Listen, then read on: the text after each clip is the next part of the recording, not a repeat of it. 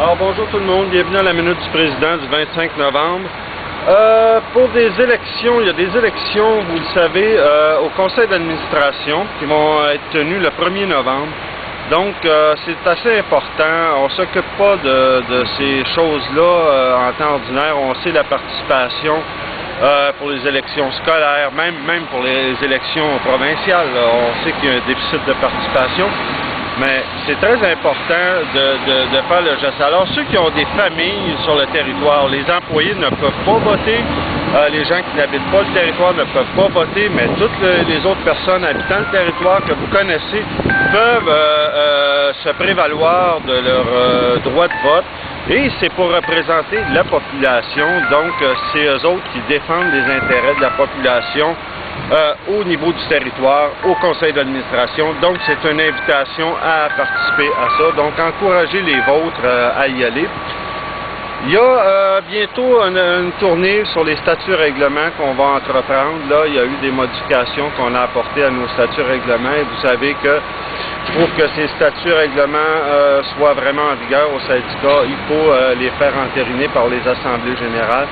Donc, on va vous revenir là-dessus, on va afficher et dès aujourd'hui, ou demain plutôt, on va commencer la distribution sur les sites des cahiers, des informations avec tout ce qui touche la modification de ces statuts et règlements-là, avec les explications qui vont avec. Donc, il va y avoir un cahier comme ça didactique qui va être à votre disposition.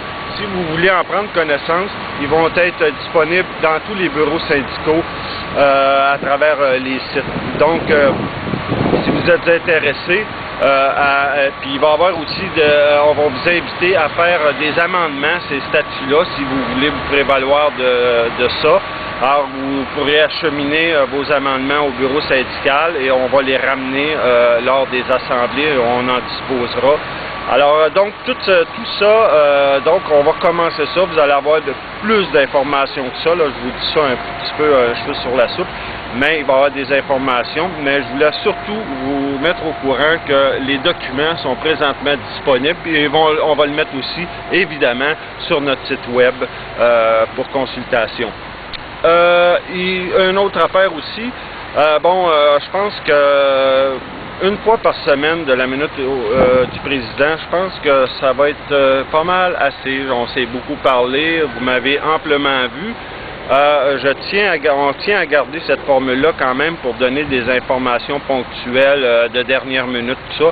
Donc, ça va être une fois par semaine dorénavant, probablement le vendredi. Donc, vous pourrez regarder ça là, en pantoufle le samedi matin.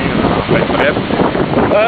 Une dernière chose, c'est un petit peu plus éditorial, ce que je vais vous dire là. C'est que, bon, présentement, évidemment, vous savez, on a fait le tour, je vous en ai déjà parlé, on a regardé nos amis des autres syndicats sur la région de Montréal, à Laval, on sait que les relations de travail sont très difficiles. C'est que, vous savez, au Québec, avec ce qu'on vit, avec un déni de démocratie qui s'étend un peu partout et qui contamine tout, ben c'est sûr que on va vous dire et on va vous bassiner les oreilles avec des idées genre, écoutez, les syndicats, c'est nuisible, ça sert à rien, etc. C'est sûr qu'on va vous encourager à ça, parce que pourquoi? Parce que sans les syndicats, je veux dire, il n'y a plus d'obstacles à ce que nos amis, nos faux amis du gouvernement sont en train de faire un peu partout au Québec, que ce soit au niveau des énergies, des ressources naturelles, que ce soit au niveau scolaire, que ce soit dans la construction et bien sûr en santé. Donc on veut tout ratiboiser et sans consulter personne.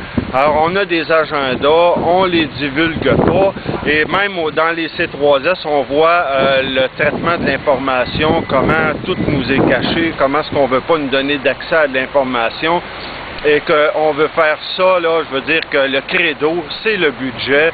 Alors donc, c'est sûr qu'on veut plus des syndicats parce que les syndicats, je veux dire, sont là comme un élément aussi critique avec tout ce qui se fait.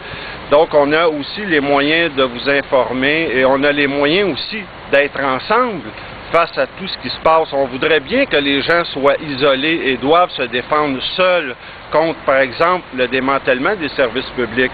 Mais ensemble, c'est sûr que c'est plus compliqué pour le gouvernement d'arriver à ses fins et d'accomplir son agenda. Donc, on s'en reparlera, mais une dernière chose, moi j'ai lu dernièrement le rapport du protecteur du citoyen, et c'est encore un son de cloche qui nous donne raison, là. Je veux dire, je vous reparlerai plutôt amplement de ce rapport-là, mais il est explicite, et vous saurez, une dernière chose sur ce rapport-là, c'est que depuis 2007, le protecteur du citoyen émet des consignes, des recommandations, ils n'ont jamais été mises en application à venir jusqu'à maintenant, et le protecteur du citoyen s'en plaint, là. Alors donc, on rêve pas, et c'est pour ça qu'on appelle les gens à se mobiliser, pas pour le plaisir de le faire, mais par la nécessité de le faire. Alors merci, à la prochaine.